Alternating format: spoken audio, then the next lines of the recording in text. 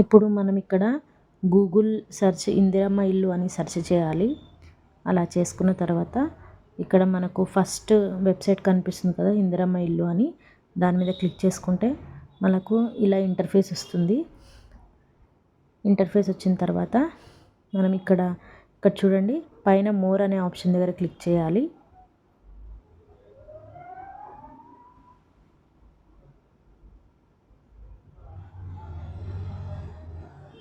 More అన్న option దగ్గర click చేసిన తర్వాత మనకు ఇక్కడ అప్లికేషన్ సెర్చ్ అనేది కనిపిస్తుంది.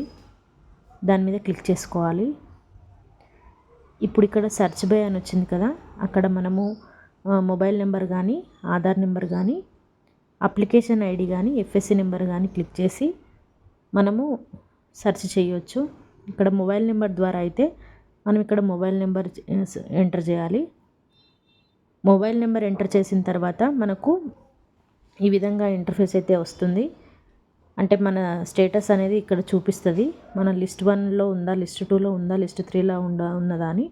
ఇప్పుడు నెంబర్ ఉంటే లిస్ట్ 1లో అయితే వచ్చింది ఇది, ఈ నెంబర్ది. లిస్ట్ 1 అంటే ఏంటంటే ఫస్ట్ స్థలం ఉన్న వాళ్ళకి ప్రిఫరెన్స్ ఇస్తారు. లిస్ట్ 1లో ఖాళీ స్థలం ఉన్న వారికి మాత్రమే ప్రిఫరెన్స్ ఇస్తారు ఇందులో. ఇప్పుడు అలాగే ఇంకో నెంబర్తో సెర్చ్ చేస్తే ఇది లిస్ట్ 2 కదా. లిస్ట్ 2 అంటే ఇందులో మనకు లిస్ట్ 2లో అయితే స్థలం లేనివారు, ఇల్లు లేనివారు, ఇంకా రెంట్కి ఉండే వాళ్ళు అయితే లిస్ట్ 2లో అయితే పేరు వస్తుంది.